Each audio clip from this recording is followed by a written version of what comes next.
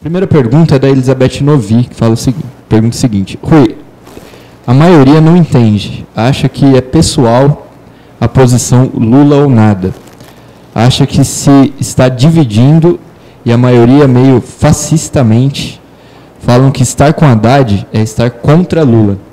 O que dizer para esses? Não entendi.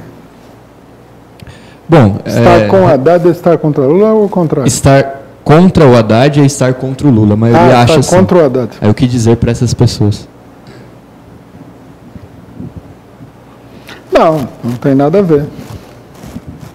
Lula é o Lula, Haddad é o Haddad. Uma coisa diferente seria se você votasse num partido político. Mas no Brasil não existe esse tipo de eleição.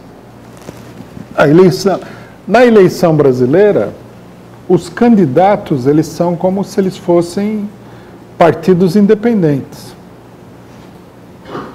E os partidos políticos eles são extremamente contraditórios, né?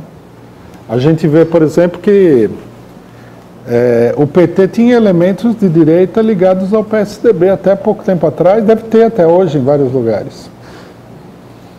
A pessoa passa do PSDB para o PMDB, do PMDB para o PSDB, do DEM para o PSL, com a mesma facilidade como uma pessoa troca de camisa.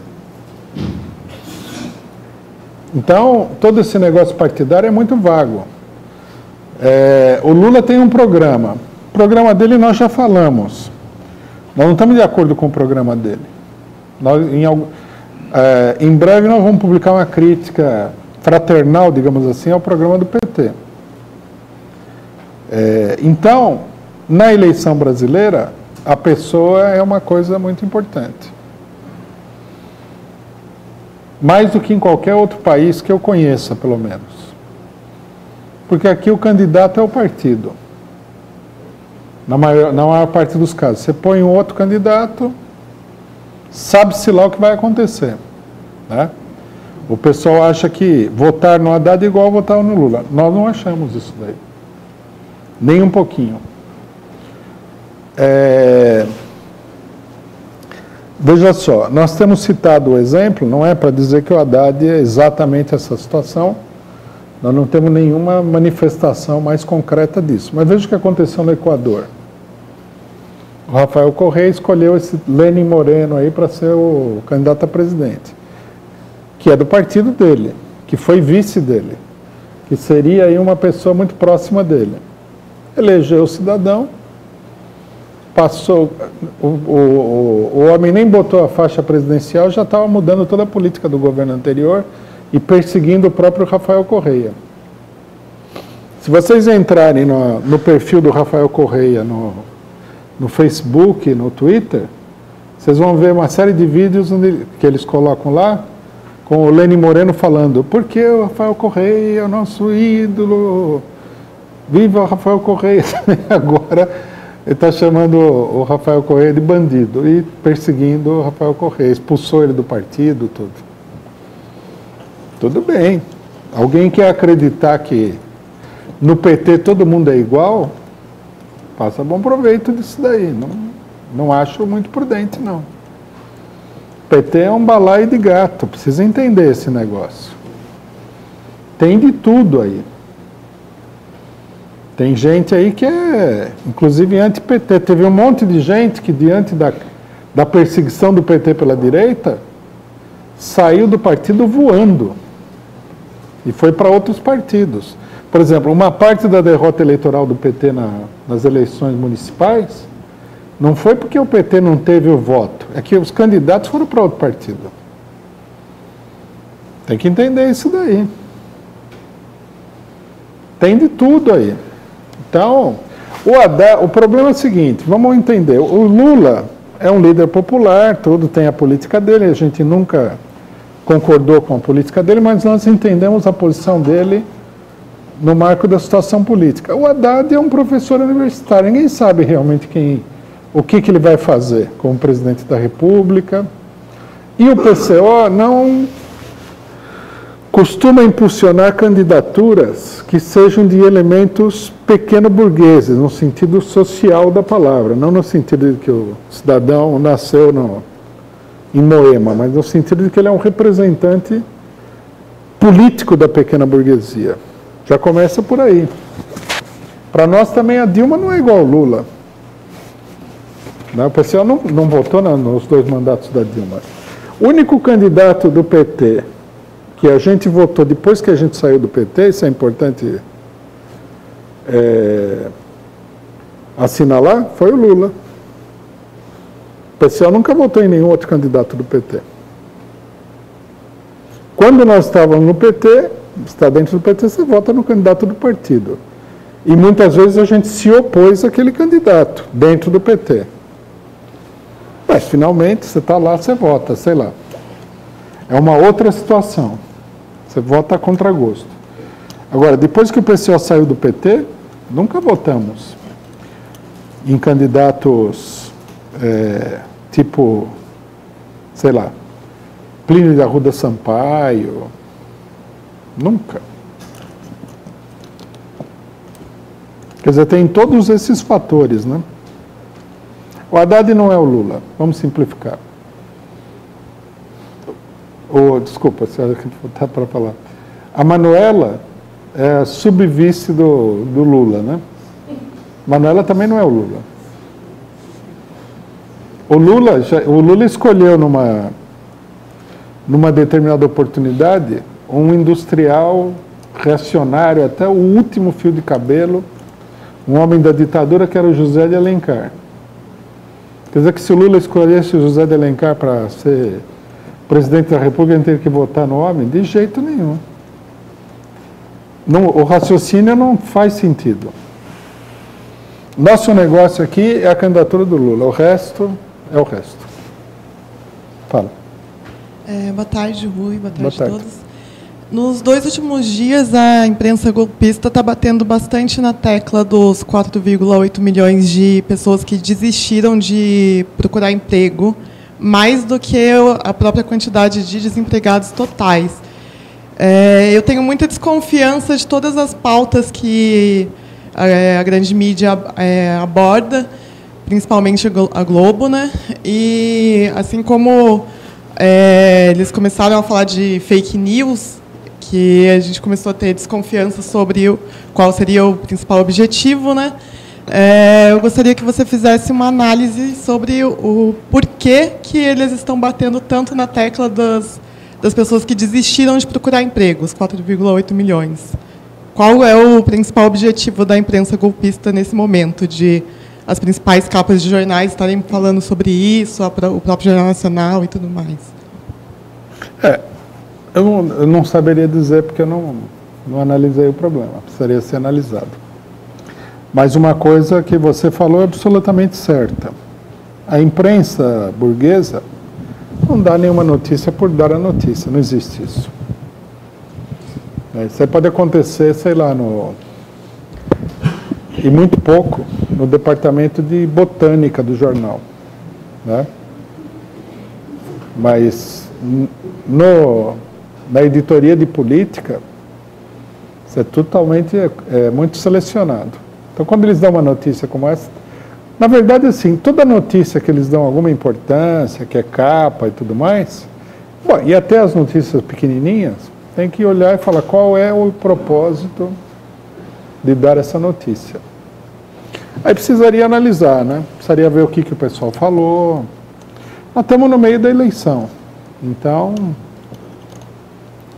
o problema eleitoral tem muito a ver com a maior parte das notícias que são dadas aí, né? Agora, poderia ser muita coisa. Poderia ser o fato de que eles querem que aprove mais uma lei para derrubar direito dos trabalhadores, porque o desemprego está muito alto.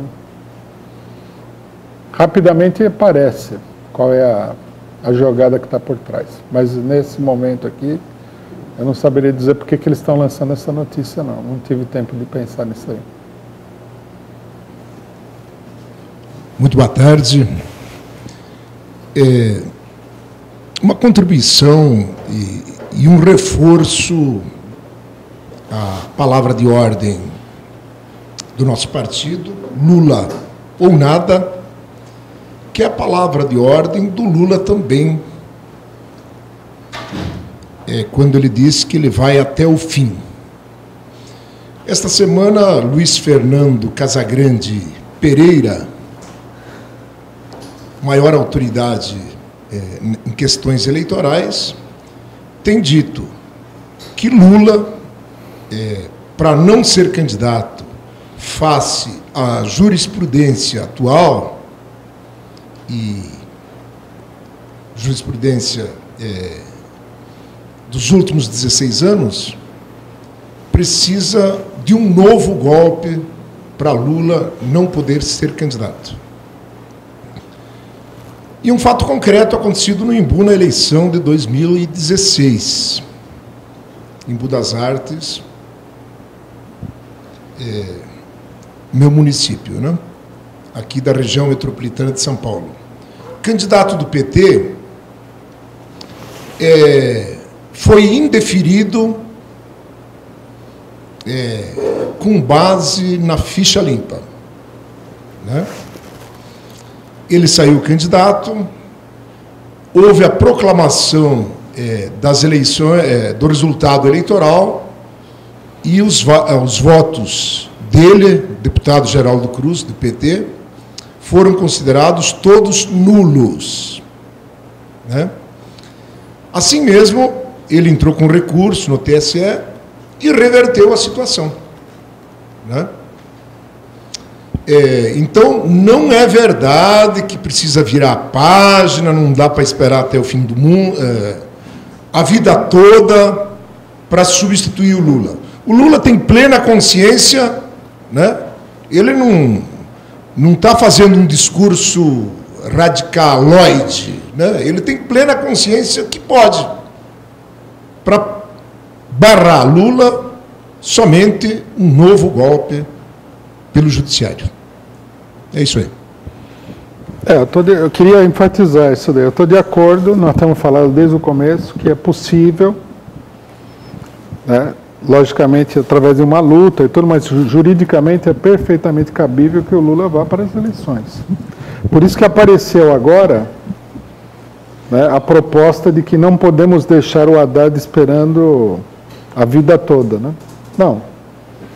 O Haddad tem que esperar lá, ele é candidato a vice, tem que levar o Lula para a urna. Esse é o combate que nós estamos travando nesse momento aqui, né? Lula na urna. Fala. Boa tarde, companheiro Rui, boa tarde, companheiros e companheiras. Ocorrendo a mobilização popular, o PT poderá ficar de fora desse controle? O PCO tem condições de assumir? Bom, aí no momento a relação de forças não é tão favorável assim para o PCO, né? Mas uma coisa que é óbvia que está acontecendo é que o PCO está se fortalecendo, né? Está se fortalecendo porque tem a política correta e não só isso. Porque não é uma política que é da boca para fora, é uma política que é colocada em prática, logicamente que dentro das nossas possibilidades, mas é colocada em prática. Todo mundo que participa da luta, que participou da luta contra o impeachment, que participa da luta em defesa do Lula, contra a prisão do Lula, etc. e tal, sabe que o esforço para mobilizar e defender essas propostas, que são propostas de um amplo setor da população, da parte do PCO, é um esforço real, concreto e sério. Nós não estamos, por exemplo, é muito comum você ter pessoas que falam assim, eu já ouvi até da esquerda, né? É a famosa tese da frente única para destruir o aliado, né? Quem que vai querer um aliado desse? Fala a verdade. Você entra na frente única para você malhar o seu aliado para ver se você derruba o aliado e ganha alguma coisa derrubando o aliado. Bom, esse tipo de frente única é uma frente única vampiresca, né? Parasitária, lombriguenta. Não tem sentido. Para que a frente única, né, surta qualquer tipo de efeito positivo na situação política, ela tem que ser uma proposta séria de unidade, Não pode ser uma armadilha para o aliado. Então, nós, por exemplo, nós estamos mostrando, né, que nós temos uma proposta, nós temos uma ação de frente única que é séria com o PT. Nós não vamos nos atos para atacar o PT. Nós temos as críticas que nós fazemos ao PT são todas equilibradas, dentro do quadro que está colocado o negócio. A nossa política é uma política séria. Isso daí tem permitido a gente se fortalecer. Eu diria que nós estamos na liderança de uma fração que não é majoritária, não é assim desse porte dentro do movimento, mas que é uma fração importante, porque são os setores mais combativos, mais ativos, que mais se mobilizam. E eu acho que isso daí é um ganho para o movimento, porque nós e esse setor que nós estamos dirigindo, eles levam o movimento adiante, isso é inegável. Então, nós temos, inclusive, procurado evitar que divergências com o PT se transformem em divergências enormes que vão prejudicar o trabalho que é fundamental que nós estamos fazendo junto em defesa do Lula. Por exemplo, nós não concordamos em nada com a política de alianças do PT, mas ninguém viu a gente transformando essa crítica às alianças do PT num eixo da nossa atividade. É uma crítica que a gente faz, porque para nós fazer uma frente única não elimina a crítica. Nós só podemos fazer frente única se a gente mantiver a nossa total liberdade política, senão não vale a pena. Você vira prisioneiro do seu aliado. Mas nós temos o equilíbrio de não colocar, né, divergências que não são fundamentais em um dado momento no primeiro plano. O que nós colocamos no primeiro plano é a luta, né, pela liberdade do Lula, contra o impeachment, contra os golpes judiciais que o PT e que o povo brasileiro está sofrendo, a denúncia da direita, é isso que nós colocamos em primeiro plano. Então, nesse sentido, eu acho que sim.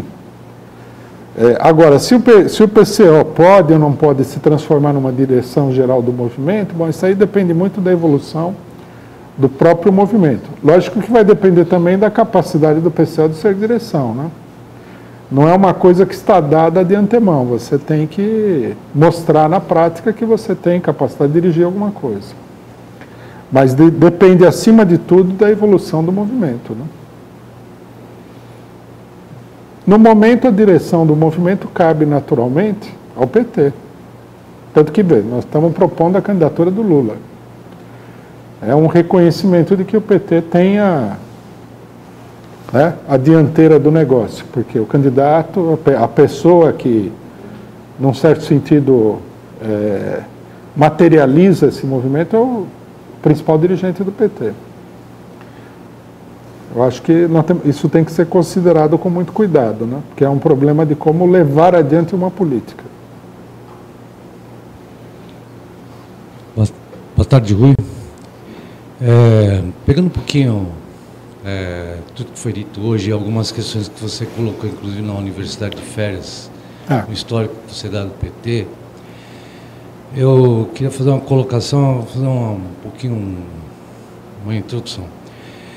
O pessoal da blogosfera aí tem comemorado essa decisão ontem da ONU, né, da Comissão de Direitos Humanos da ONU, de garantir que o Lula participe das eleições, né? Eu vejo assim, isso é fundamental para a ONU, na medida que você diz, olha, a ONU é controlada pelos Estados Unidos, isso é fundamental para a ONU, inclusive porque a questão dos direitos humanos na ONU foi um elemento fundamental para eles, inclusive se oporem aos regimes de esquerda no mundo. Então não existe nada assim de novidade nisso, né? Ao mesmo tempo, você comenta que o Jacques Wagner propõe o mais rápido possível a substituição do nome do Lula, ou seja, ele vai em oposição à própria postura da ONU, de alguma maneira até mais à direita que a ONU, né? E você diz o seguinte, que a candidatura do Haddad, né, que é definida pelo Jacques Wagner, acaba sendo uma preparação de um golpe. Não é? Eu queria saber o seguinte, baseado na discussão que você fez na Universidade de Férias, inclusive, que coloca o PT num papel central a partir da década de 80, a segunda metade da década de 80, nesse processo, como é que você analisa, né, o futuro do PT? Né? O companheiro coloca essa questão do PCO, mas como é que você analisa o futuro do PT? Você poderia falar alguma coisa sobre isso? Porque, para mim, me parece que o PT corre o risco, dentro dessa encruzilhada que o golpe colocou, de se esfacelar como partido e como uma espécie de uma vanguarda do processo político de esquerda. Primeira questão sobre a questão do Haddad como golpe. Não vejo o Haddad como golpe, nada, não acho que ele é o Lenin Moreno, não é nada disso. Eu uso o negócio só para mostrar que a confiança, a crítica é uma coisa perigosa. As pessoas têm que ter um senso crítico e têm que confiar naquilo que eles estão efetivamente tendo como experiência. Né? E, nesse sentido, as pessoas não têm que confiar em ninguém. Tem que confiar nem no PCO, a não ser na medida em que eles estão vendo que o PCO, pelo que ele faz, né, pela constância, pela coerência das suas posições, ele efetivamente merece confiança. Confiar por confiar é uma coisa boba, né? Inclusive tem gente que diz o seguinte: não confie em nada do que você ouve, né, e confie apenas na metade do que você vê, que eu acho que é o mais prudente, em geral, né? Porque você vê que nesse processo do golpe que falaram aí, quantidade de coisas que falaram, que o Lula tinha vendido a Dilma, que não sei o quê, tinha trocado a Dilma pela candidatura dele, tudo. Nós evitamos, por exemplo, toda hora de dar ouvido a essa fofocaiada que tem.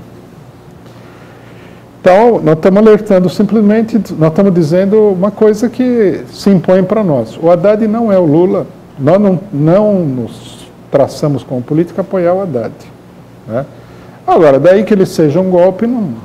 O que parece que acontece é que ele é o pivô de uma manobra política que está sendo realizada dentro do PT. Quer ele concorde ou não, quer ele seja consciente dessa manobra ou não, que é torpedear a candidatura do Lula.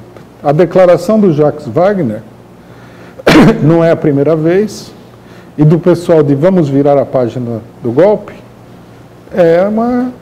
são declarações que devem ser denunciadas. Então, o que nós temos a dizer é o seguinte: nós não queremos trocar o Lula pelo Haddad, é levar a candidatura do Lula até o fim. Essa é a nossa posição. Né? E como eu disse aqui, se a chapa do PT fosse Haddad e Manuela, a gente lançava candidato a presidente. Nós só não lançamos candidato a presidente por causa da pessoa do senhor Luiz Inácio Lula da Silva. E nós já explicamos por quê inúmeras vezes, etc. e tal. Aproveito até que eu vi aqui no computador que uma pessoa falou que eu procuro desqualificar o Haddad falando que ele é professor universitário e tal. Não é um problema de se ele é professor universitário em si. Né? Vamos explicar de novo. O PCO é um partido, é um movimento de classe. Nós não somos um partido pluriclassista, não somos um partido plural. Nós somos, dentro das nossas limitações, o partido da classe operária brasileira e internacional, da classe operária. Então, para começo de conversa, como partido da classe operária, nós não apoiamos candidatos de outras classes sociais. Sejam eles da burguesia ou sejam eles da pequena burguesia. O Haddad, em nenhum sentido da palavra que a gente possa ter, é um candidato da classe operária. Por isso que eu falo, Nós não somos favoráveis a votar em professores universitários, advogados, no sentido em que essas profissões, elas marcam, né, o pertencimento da pessoa a uma classe social que é a pequena burguesia. Logicamente que você pode ser, como é que se diz? Advogado e trabalhar exclusivamente para o movimento operário. Mas se você é advogado, que nem o... Está cheio de advogado aí, você trabalha para clientes ricos, de classe média alta e tal, bom, não, você não é membro da classe operária. Os seus interesses materiais estão colocados em outro lugar. Né?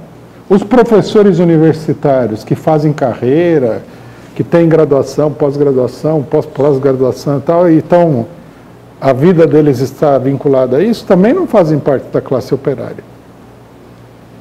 Né? Não vamos nos equivocar sobre o que está acontecendo. A nossa crítica principal é essa daí. O cidadão fala também o seguinte, não, o Haddad é conhecido, que ele foi ministro do Lula e ele foi prefeito de São Paulo. Veja, como prefeito de São Paulo, o que a gente lembra do Haddad é ruim. O principal acontecimento do político, enquanto ele foi prefeito de São Paulo, foi ele apoiar o Geraldo Alckmin do PSDB, que estava reprimindo a população aí da maneira mais violenta possível, a favor do aumento das tarifas. Agora, você vê, nós não estamos chegando e falando assim, por causa disso ele é um monstro. Mas a referência não é boa.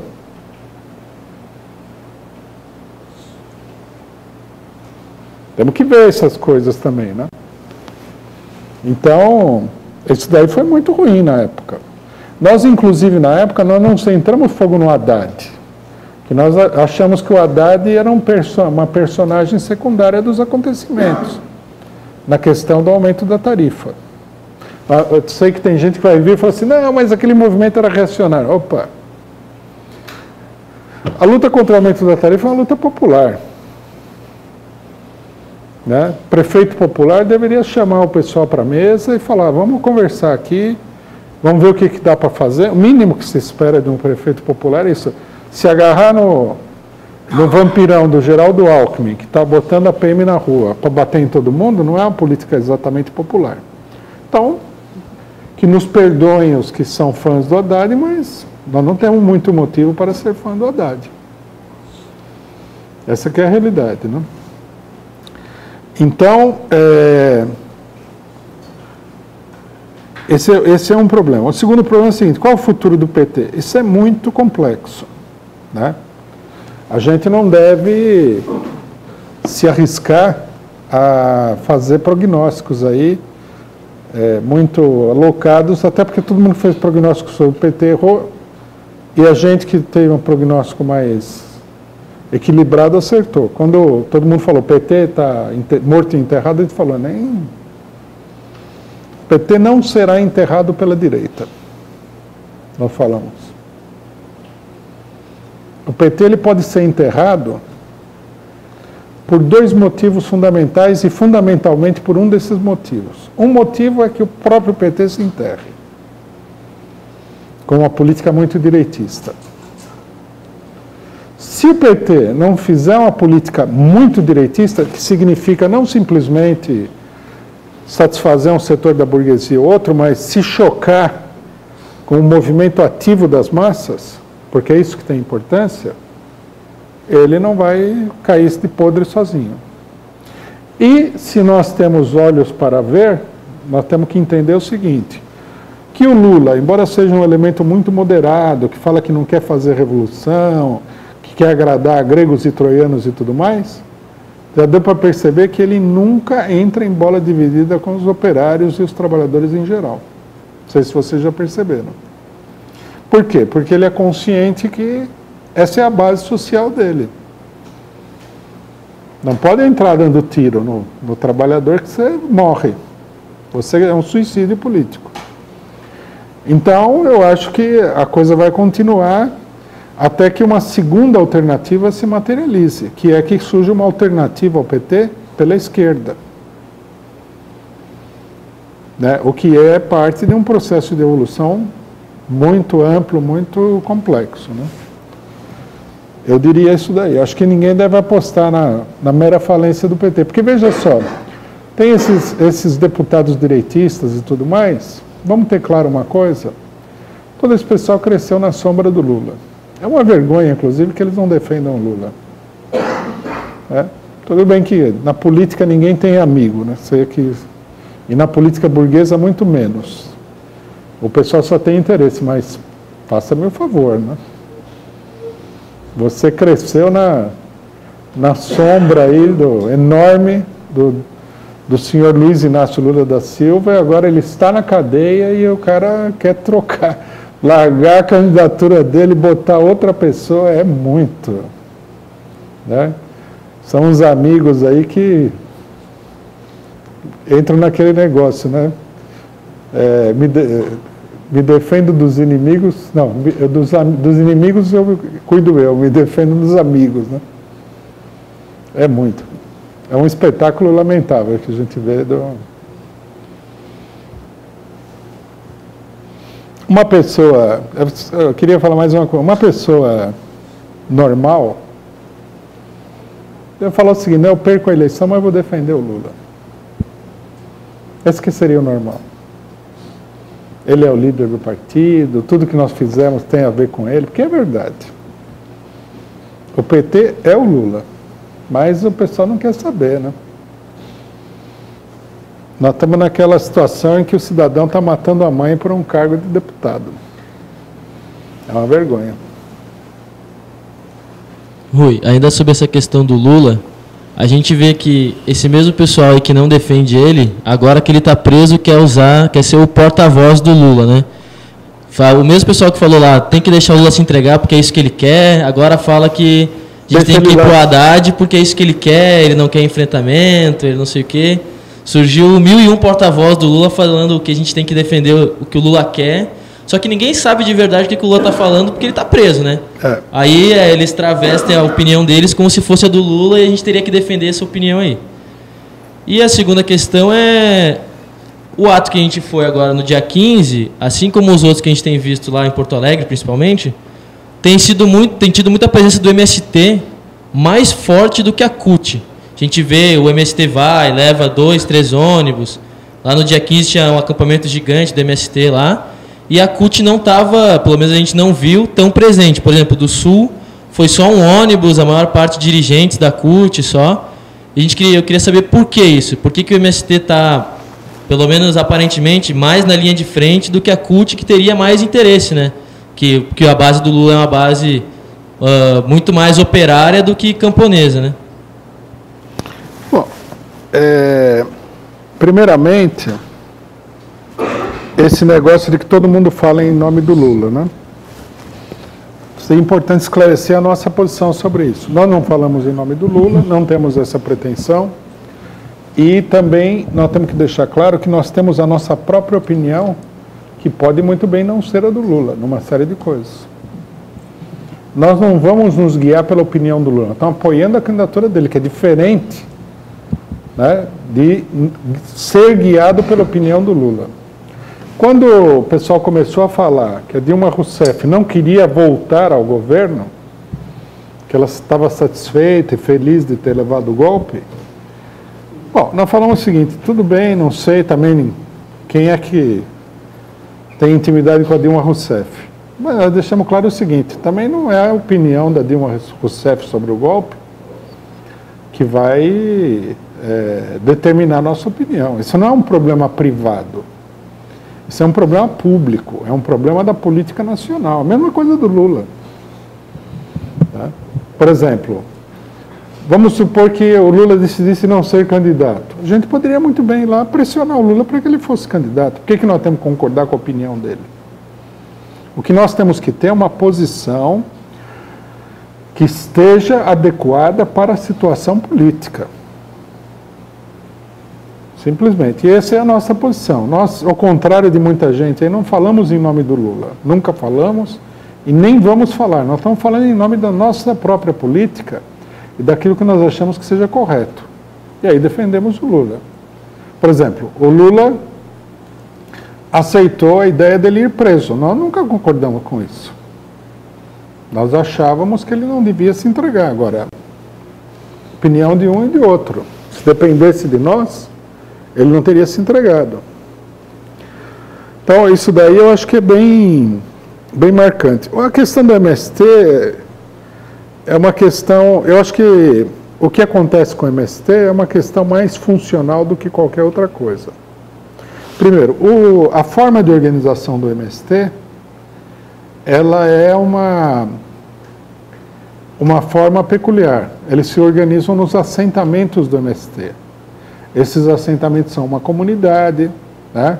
A comunidade é consciente de que o assentamento foi feito pelo MST, todo mundo do assentamento em geral é do MST. Então, quando você fala, vamos mobilizar o MST, papapá, você tem muito maior facilidade de mobilizar esse pessoal.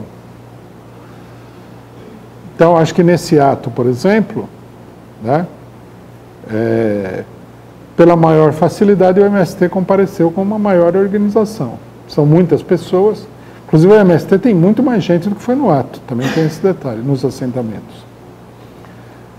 Eles teriam mobilizado o quê? Umas 5 mil pessoas, 6 mil pessoas. Os assentamentos do MST tem muito mais gente do que isso daí. Também não foi uma mega mobilização. Não sei se foi falta de recursos, se foi uma política deliberada e tal. Finalmente, eles foram uma das maiores presenças no ato. Então, esse é um primeiro problema. Mobilizar um sindicato, mobilizar outros movimentos populares é mais complexo do que mobilizar o MST. Mas tem um motivo também que está presente, que a gente começa a perceber nas mobilizações, né? Da mesma maneira que existe todo um setor que fala que tem que virar a página, etc. e tal, nós temos que entender que esse setor exerce uma pressão no sentido de não aumentar a polarização política. E a maneira pela qual a polarização política aumentaria rapidamente, com grande intensidade, é mobilizar a classe operária. Por isso a mobilização na CUT está muito entravada. A mobilização no PT está entravada por um outro motivo, né? Que é que as bases do PT estão começando a ficar rebeladas contra determinados setores. A gente já viu isso daí. Então tudo isso vai criando uma dificuldade ainda maior de mobilização. Você imagina, você vai lá pro Jacques Wagner, que deu a declaração de que tem que largar a candidatura do Lula, e fala assim, vamos levar 10 mil pessoas. Essas 10 mil pessoas, se ele aparecer lá para falar, vão vaiar ele. É ou não é? Isso aí também não estimula. Ele já não tem essa ala do PT já não tem a ideia de mobilizar ninguém, não quer polarizar nada. Ainda mais nessas condições. Você imagina a complexidade do problema para eles? Quer dizer, é bem complexo, né?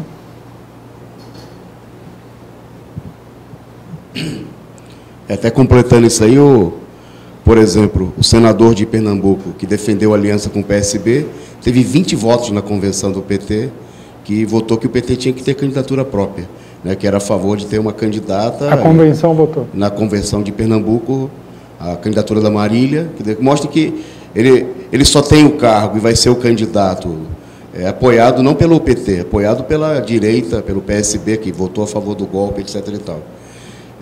Um problema, Rui, essa questão de que, dentro dessa esquerda, inclusive até do MST, na Frente Brasil Popular, a ideia de que não há condições para uma mobilização. O que parece que o ato de quarta-feira desmentiu, né? Porque mesmo com todas essas dificuldades, o ato foi muito grande. Uma segunda questão, que é essa divisão de que também o ato do dia 15, ele colocou o problema de que muita gente que procura tirar uma casquinha no Lula não mobilizou a favor. Então, para a gente ver o Boulos, que vai fazer aquela proposta maravilhosa de que, se ele for eleito presidente, né, vai indultar o Lula. com o que a gente pode ficar tranquilo. Eu também poderia prometer, como candidato a deputado, que eu vou apresentar um projeto e vai ser aprovado pelo Congresso Nacional, né, que o Lula vai ser indultado, que seria uma coisa ridícula, né? A gente viu isso, por exemplo, o PSOL, inclusive esse setor que procura tirar uma casquinha, não estava no ato, né? Foi notório para os militantes do PT e para todo mundo que estava lá e quem quiser ver, que o PCdoB estava no ato só em cima do caminhão de som, para aparecer nas fotos, etc. e tal. Mas a gente não viu as bandeiras do PCdoB, da CTB, da UNE, das organizações dirigidas pelo PCdoB, impulsionarem um ato, né, que mostra que o pessoal quer tirar uma casquinha eleitoral do Lula, né, fazer discurso, mas não quer mobilizar. E, por último, eu queria colocar o problema do exemplo, né, porque em 2006 nós tivemos a candidatura do companheiro Rui Cassado como candidato à presidência da República, né? O PCO é um partido pequeno, não tem os advogados supostamente tão hábeis e tão bem pagos como tem a defesa do PT, né? A eleição naquele tempo durava mais tempo, e nós arrastamos a candidatura, levamos fazendo recurso, coisa e tal, até o dia da eleição, quando, mesmo em todas as impugnações que foram feitas contra a candidatura do Rui, que era um golpe naquele momento, que atendia determinado... Naquele momento a direita estava muito interessada em impulsionar a candidatura da Luiza Helena, né, para levar o Alckmin para o segundo turno, como acabou acontecendo, graças à votação, inclusive com o apoio de setores da direita, como do Rio de Janeiro, do Antony Garotinho, que apoiou a Luiza Helena para transferir os votos, né, dos evangélicos para ajudar a Luiza Helena a ter 6 milhões de votos. Bom, mas nós levamos a candidatura do Rui até o dia da eleição. Isso aqui é importante. Até a urna. Eu votei eu e muita gente no país inteiro votou no Rui. Queria chamar a atenção para o fato seguinte: o PCO era um partido ainda menor do que é hoje, né? Por exemplo, a gente nunca ficou sabendo exatamente quantos votos o companheiro Rui teve. Nos bastidores do TSE, o pessoal comentava 180 mil, 200 e tantos mil, mas eram só especulações e cálculos em cima dos votos que desapareceram, porque os votos foram anulados. Uma coisa é fazer isso com o PCO, há 12 anos atrás, que a nossa votação era de dezenas de milhares, ou no máximo centenas de milhares de votos. Agora, vamos imaginar que a gente, né, a decisão firme, fazendo o que o próprio Lula está propondo nesse momento, que é brigar até o fim, né, e nessa eleição que só dura 45 dias, recorrer ao que seja possível. E aí o Lula tem 60 milhões de votos. O que eles vão fazer? Eles vão desaparecer com 60 milhões de votos? Que o que está colocando não é a mesma coisa que você sumir com 200, 300 mil votos de um partido pequeno que não tem o apoio popular. O ato de quarta-feira mostrou isso. Se o pessoal brigou dessa maneira para garantir, né, o registro da candidatura do Lula, que era um negócio... O que dirá depois que 60, 70 milhões de pessoas votarem no Lula, como tudo está indicando que vai acontecer, né? Imagina a força que isso teria para provocar uma mobilização e derrotar o golpe. Quer dizer, o nosso cálculo não é um problema simplesmente de marcar uma posição. Quer dizer, nós estamos apontando uma perspectiva, de fato, para promover uma mobilização, né, que era perfeitamente possível. E se a gente fez um barulho danado, e olha que nós éramos um grupo pequeno, em defesa da candidatura do companheiro Rui, até em nível internacional e tudo mais, o que não é possível nós, junto com o PT, junto com a CUT, com o MST, né, com os comitês internacionais, fazermos, né, com a ONU, tá certo? Com o Papa, seja lá o que for, né, usar de todas as armas que o pessoal acredita que a gente tem, ou que o pessoal acredita que tem, para defender a candidatura que vai ter 60, 70 milhões de votos. Quer dizer, então, para que trocar uma coisa que é garantida, né, que é de verdade, que é concreta, né? Tem muita gente, por exemplo, que fala que se o Lula não estiver na urna, nem vai votar, né? Isso não é que é uma ou duas pessoas. Quem vai na periferia, quem viajou para o interior do Nordeste, o pessoal fala, não, se não tiver o Lula, eu nem quero saber da eleição. Então, nós temos que usar essa mobilização a favor de derrotar o golpe e dar um cheque mate, né, no golpe, usar a eleição. Porque nós não temos ilusão com a eleição da maneira como ela está organizada. Mas a eleição é uma arma poderosa para mobilizar as pessoas e levantar a classe trabalhadora. Dois comentários. Uma coisa que a gente deveria falar amplamente, inclusive na nossa imprensa, é o seguinte: algum dos candidatos existentes deveria fazer um ato eleitoral do tamanho do que aconteceu em Brasília, para mostrar que eles têm tanto apoio quanto o Lula, que eles têm café no bolo. Bolsonaro em primeiro lugar, né? Segundo lugar, eu acho que nós podemos ficar tranquilos, não vamos mobilizar mais. É só o Bolo se eleger, né? Está praticamente eleito, e ele vai tirar o Lula da cadeia. Essas declarações aí, é estranho que o pessoal não morre de rir disso daí, né? Mas isso aí mostra como é ridícula a candidatura do Boulos, né? O cara ter a capacidade de falar uma coisa dessa. Não só como é ridícula, como é uma candidatura que está totalmente voltada para a essência de uma eleição burguesa, que é mentir para a população, porque isso é uma mentira. Você imagina se o companheiro Edson Dória, que é candidato a governador, chegasse aqui e falasse assim, não, a hora que eu for governador do estado de São Paulo, eu vou usar todo o poder do estado de São Paulo para tirar o Lula da cadeia. Ou o nosso candidato no Paraná que fala... Ó, isso aí já não é só mentir, é um escárnio contra a população. E o pessoal leva a sério isso daí, acha que é uma coisa de esquerda, tudo. É um absurdo isso daí.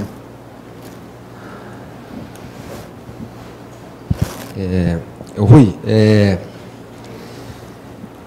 essa questão do plano B, nós tivemos na primeira fase do plano B, que girava em torno do problema do Ciro, etc. e tal, né, que os setores do PT, os setores dos governadores defendiam, né, o apoio já ao Ciro. Agora, nessa segunda fase, surge o Haddad, né? E o que é que acontece? Teve uma entrevista no 247 com esse Marcos Coimbra da Vox Populi, e ele faz uma consideração lá que é a seguinte, né, que ele fala sobre o fenômeno PT e Lula, né, e procura apontar o seguinte, que essa polarização já está aí há décadas, e que antes essa polarização era PT e PSDB, e que o PSDB, né, diante do aumento da polarização, né, agora a direita estaria indo para o lado do Bolsonaro, né, e que mais que o PT seria ainda o fator chave dessa questão. Ou seja, ele está defendendo implicitamente o seguinte, que embora ele reconheça o fenômeno Lula, que o PT já estaria no segundo turno com o Haddad contra o Bolsonaro, né? Ou seja, isso aí gira em torno dessa campanha de você dizer a eleição, nós vamos derrotar o golpe via eleição. Não se trata, não é o problema do Haddad dizer que nós vamos votar no segundo turno no Alckmin, mas nós vamos votar no próprio Haddad para derrotar as eleições, para derrotar o golpe, né? Quer dizer, ou seja, essa ilusão de que o processo eleitoral vai ser resolvido via urnas. Não se trata de você mobilizar para lutar, ou seja, você pode, não, tudo bem, o Lula está preso, mas nós vamos conseguir reverter esse quadro via eleitoral. Eu queria só um comentário a esse respeito. De repente tudo ficou muito fácil, né? O Lula está na cadeia, o Zé Dirceu está condenado 700 vezes, os outros dirigentes do PT estão todos sofrendo processo, a situação parece que vai de mal a pior, é só arbitrariedades, ninguém consegue fazer nada, qualquer juizinho passa por cima da lei, ainda declara publicamente, né? Não, passei por cima da lei mesmo porque eu não podia soltar o Lula e tal. É a maior cara de pau. E ninguém consegue fazer nada. Mas, mesmo assim, a gente ganha a eleição até se a gente colocar o Pato Donald como candidato. É uma coisa que a gente deve dizer, né? Já tinha falado isso daí, é o seguinte, vamos supor que acontecesse esse milagre aí, né? O Jacques Wagner vai lá, tira a candidatura do Lula, e o Haddad e a Manuela ganham a eleição. E aí? O que vai impedir que o STF tire uma resolução falando que pessoas de origem libanesa não podem governar o país? Só o Temer. E aí o PT vai fazer o quê? Vai lá e vai gritar na frente do STF? Não, é um cenário que parece um cenário de loucura, né? O Lula está na cadeia, pô. O cara não deixa ele concorrer, não querem deixar que o homem concorra às eleições, mas vão deixar o Haddad com a Manuela ganhar as eleições. Assim, até o Boulos seria uma candidatura viável. Qualquer coisa, né? Eu fico espantado com isso. É um cenário totalmente fantasioso isso daí. Ninguém leva em consideração nenhuma dificuldade da vida real. Porque eleição é um mundo, uma ilha da fantasia, né? Se você tiver a oportunidade e a paciência e o estômago para ver os debates que foram realizados, porque é uma coisa bastante difícil de digerir, né? Dá para ver que é a ilha da fantasia. Pareceu até o Meirelles falando que ele era o candidato do Lula. O destaque do debate da Band foi o Cabo Daciolo, que é uma pessoa que visivelmente está perturbada, né? O homem, inclusive, saiu a notícia de que ele se refugiou numa montanha aí, né? Tá ele na montanha mandando mensagem do tablet dele, né? Falou que só vai sair da montanha para o próximo debate para a presidência. Não sei se ele participou desse de ontem que teve, né? Da Rede TV. Tá, ele desceu da montanha e agora deve ter subido de novo para a montanha. Veja, é uma fantasia, a eleição é o mundo da fantasia, a ilha da fantasia, né? A ilha da fantasia, todo mundo sabe que tem não sei, é antigo, né? O pessoal usa muita expressão, mas não sabe direito. Tinha uma série de TV que era a Ilha da Fantasia, né? Onde o cidadão ia lá, encontrava um cara de terno e um anãozinho, e ele realizava uma fantasia. Ele queria ser príncipe da Birmânia, não sei o que e tal. O cara realizava a fantasia dele. A eleição é assim, né? Vai lá, o Boulos, eu quero aparecer como candidato que vai ganhar as eleições. Então, se eu ganhar, eu vou dar indulto para o Lula, né? Vou fazer com que o Brasil passe a falar javanês, vai ser a nova língua oficial do país, vou pintar todas as árvores de verde para enfatizar a ecologia. Tá louco. A Manu falou, vou tirar o Temer do Jaburu. É uma coisa de louco, né? É um verdadeiro hospício.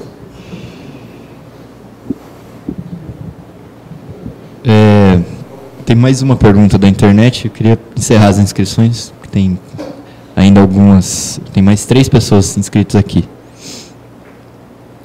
E agradecer também o Luciano Miaki, o Carlos Augusto e a Rose Sardeiro também contribuíram com o Superchat. A pergunta é a seguinte: não seria uma jogada do imperialismo, a ONU, iludindo o eleitorado do Lula para referendar as eleições, liberando o Lula no último momento, o que poderia fazê-lo perder por não poder realizar campanha? O que eu falei, a eleição, a gente não deve olhar as coisas ingenuamente. O panorama parece muito indefinido.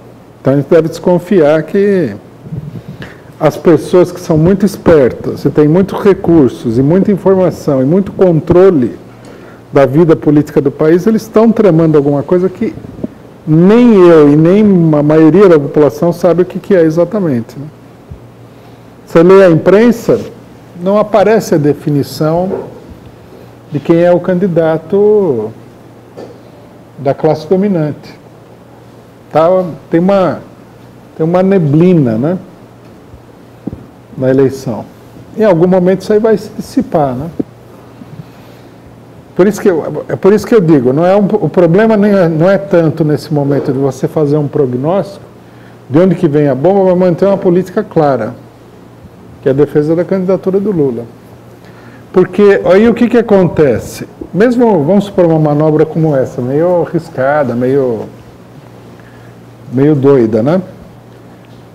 Se a candidatura do Lula atingir um determinado nível, que está atingindo nesse momento, não é que o Lula vai ganhar a eleição. Isso vai desequilibrar toda a política nacional. Está desequilibrando já. Nós já estamos nesse meio tempo. Porque é um país onde você vai lá, né? Você vê a filmagem de uma de uma feira em Belo Horizonte, um monte de gente, sei lá, mais de 1 milhar de pessoas que estavam ali por acaso, gritando Lula. Você vai num outro mercado, numa cidade do Nordeste, você vai num outro mercado no Rio de Janeiro e tal, e todo mundo cantando Lula em todos os lugares do país. Por mais que você tenha ativistas, isso aí está expressando algo mais do que o ativista. Dá para perceber quando o Bolsonaro chega, vem aqueles 30 malucos lá, Bolsonaro! Né, aquele negócio artificial. O caso do Lula, não. E o ato também mostrou que o copo está transbordando, né? Não é um acontecimento qualquer. Então, por exemplo, acho que manobras com o Lula são complicadas, né? Uma coisa também importante que a gente deve notar é o seguinte: se a burguesia tirar o Lula da cadeia agora, ou ele for para as eleições, a desmoralização da campanha de perseguição contra ele vai ser muito grande. Vai ser muito difícil evitar que a população olhe e fale assim: nós ganhamos da corja.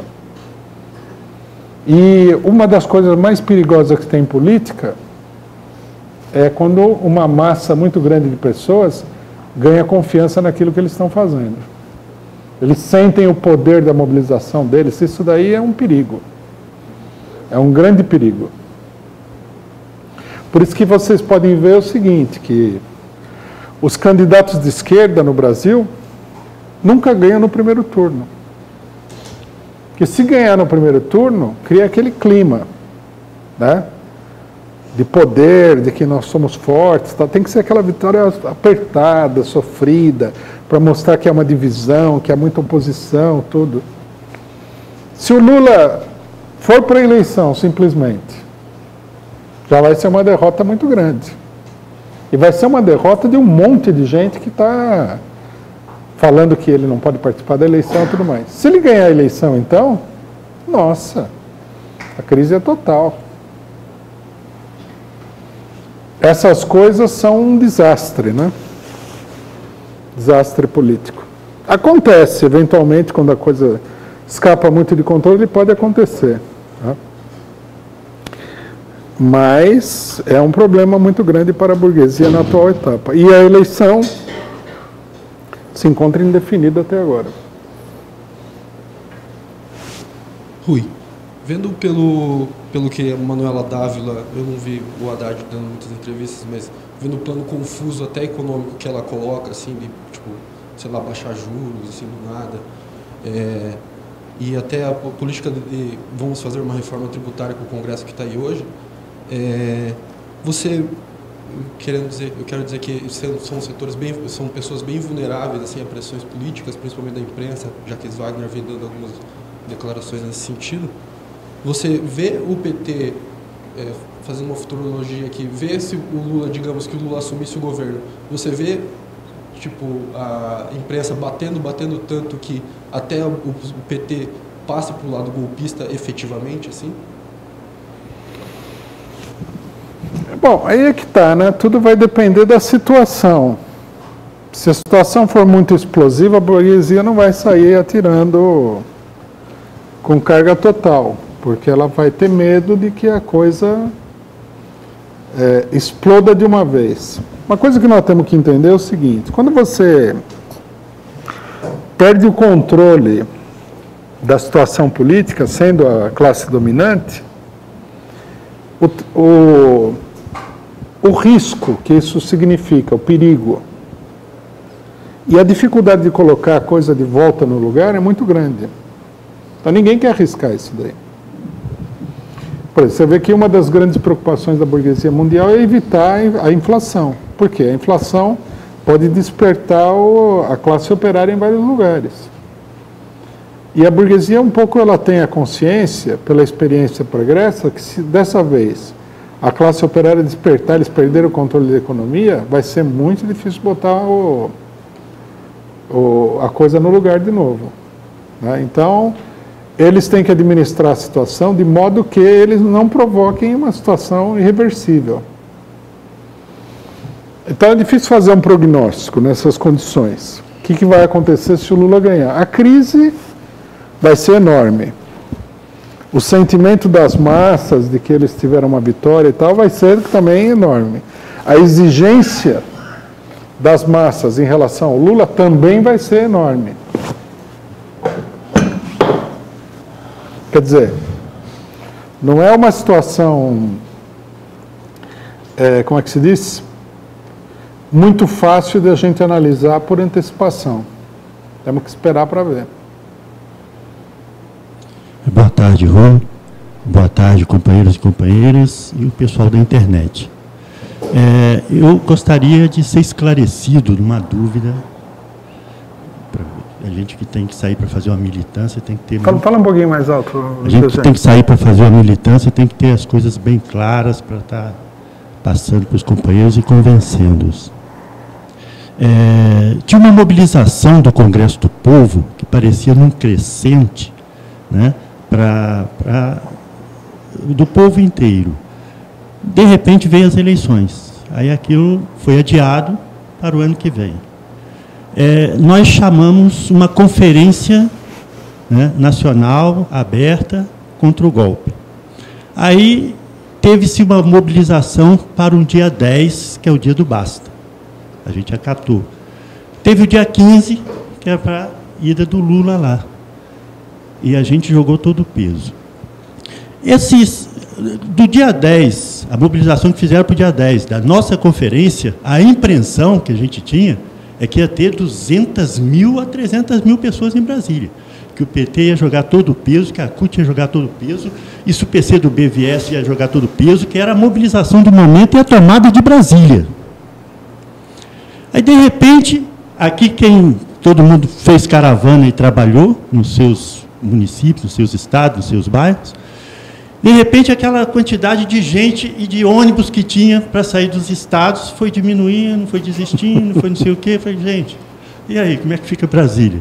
E foi esforços quase que heróicos para as pessoas chegarem a Brasília. Então, eu creio que, independente das representações, o povo tinha vontade, foi e fez essa mobilização lá em Brasília. Bom, aí eu queria saber o seguinte, com relação como é que é, da posição do Jacques Wagner aí dentro, que foi uma posição dentro do PT, foi uma posição anterior a essa questão do dia 15, a mobilização e tudo. Mas me parece que ela ganhou força e estava sendo discutida porque houve, de uma certa forma, um boicote, né, a uma mobilização maior. Lá, realmente, o maior movimento era do MST. E o Marinho estava lá, postado no caminhão de som. Até cheguei a conversar com ele lá. E aí, o que acontece? Como é que seria essa questão das eleições se a gente, né,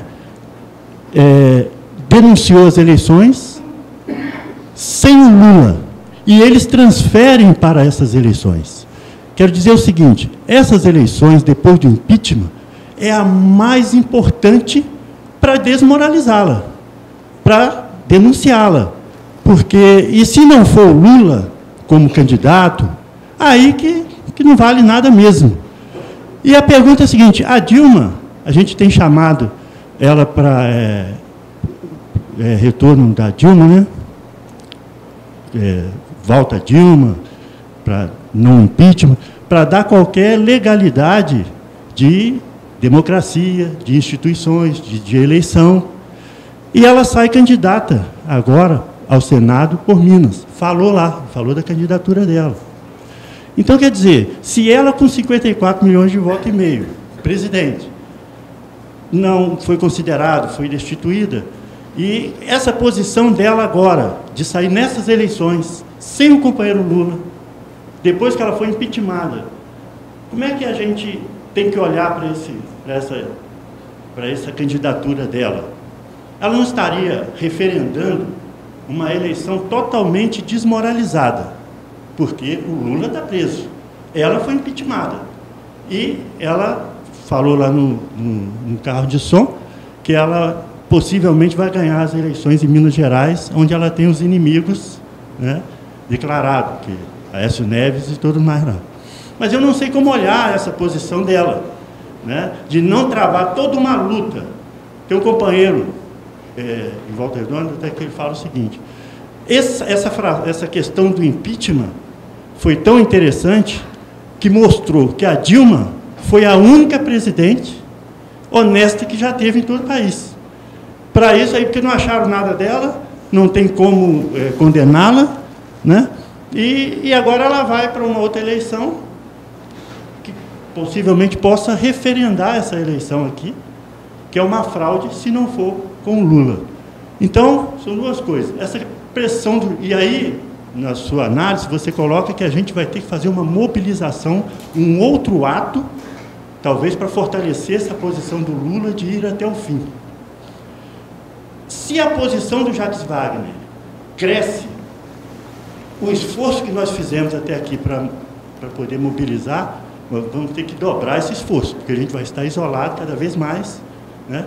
Porque o boicote que teve no ato de Brasília foi exatamente para fortalecer a posição de Haddad e Manoel, né, e virar a página do Lula. E isso para nós não nos interessa.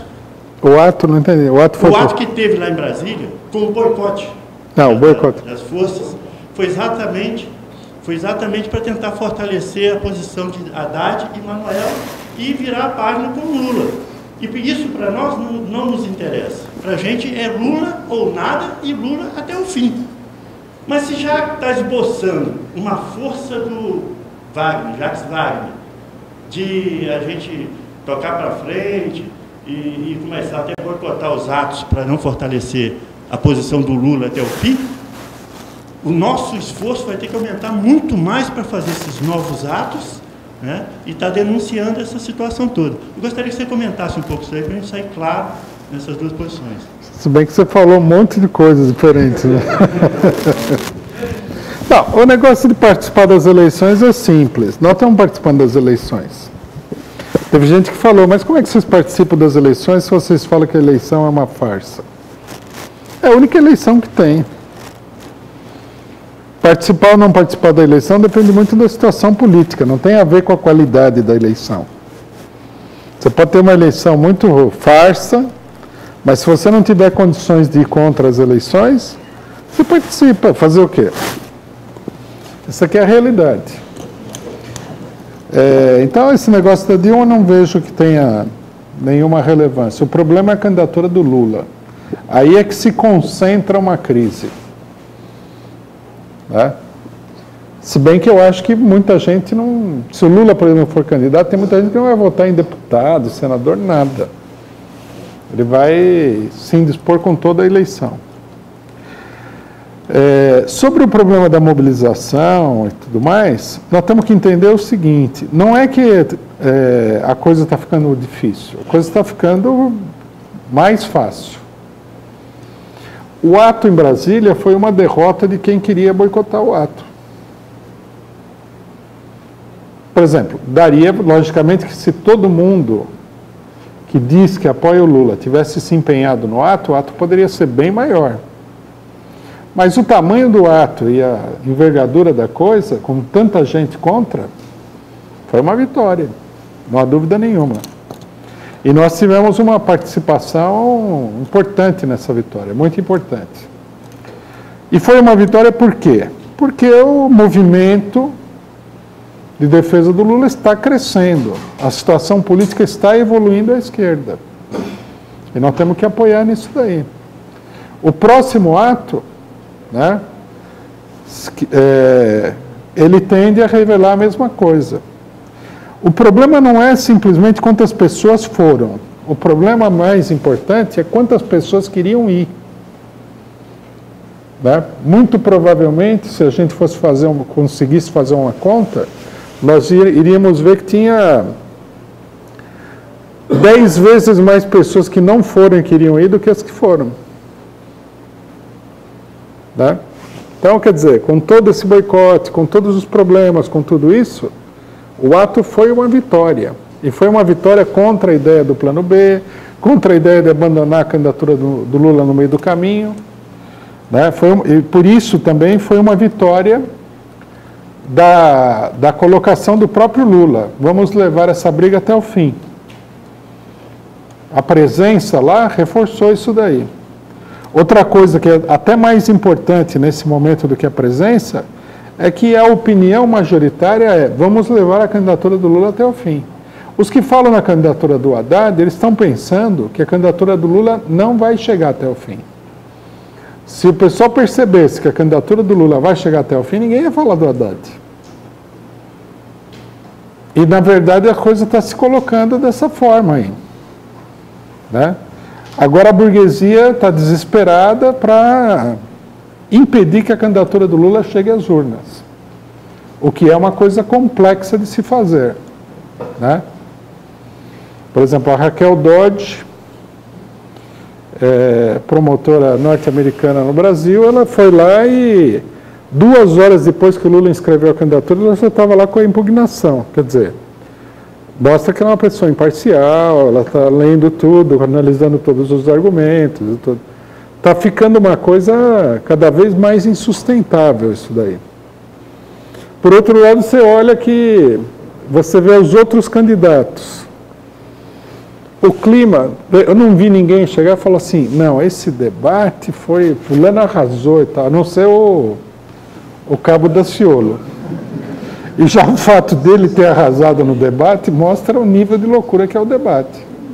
Você vê, são elementos da situação que vão se compondo, que no final o resultado você soma, divide, põe parênteses e tal, o resultado é Lula.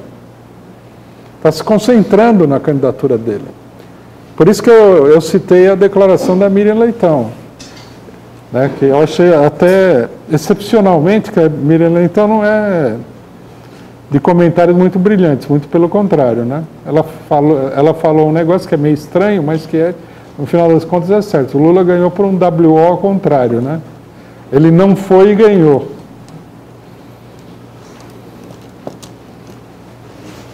E a coisa que nós temos que entender, companheiros, sobre a situação política é o seguinte: nós não temos que ver as coisas assim, tudo com um extremo partidarismo. Nós temos que ver os acontecimentos, em primeiro lugar, objetivamente, como sintomas de alguma coisa, como manifestação de alguma coisa que está acontecendo que a gente não vê. Porque muitos dos movimentos, tanto da economia como da política, eles não são visíveis a olho nu. Então você vê acontecer uma coisa, né? Você fala, isso aqui é uma manifestação de uma outra coisa que está acontecendo. Não dá para você ver o desenvolvimento da economia, são muitas informações, você não consegue ver. Mas aí explode uma crise e você fala, bom, temos um problema. O caso do Lula é assim, o pessoal cantou lá, né? Como é que é? Tu vens, né? Eu já vejo os seus sinais. Todos os sinais da situação política, eles apontam para o Lula a contragosto de um número enorme das pessoas que estão na direção das forças políticas nacionais. Todo mundo apostou contra. Né? Só o Lula, eu acho que mais propriamente o Lula, um setor acompanhou ele, porque é fiel a ele apostou nele mesmo e nós apostamos nele. O resto, ninguém apostava que o Lula ia ganhar. O que é um sinal também, falar em sinais, do caráter revolucionário da situação. Quando todo mundo começa a se colocar na contramão, é porque a situação estava evoluindo num sentido revolucionário. Vamos lá? Só uma coisinha, tem muita pergunta ainda?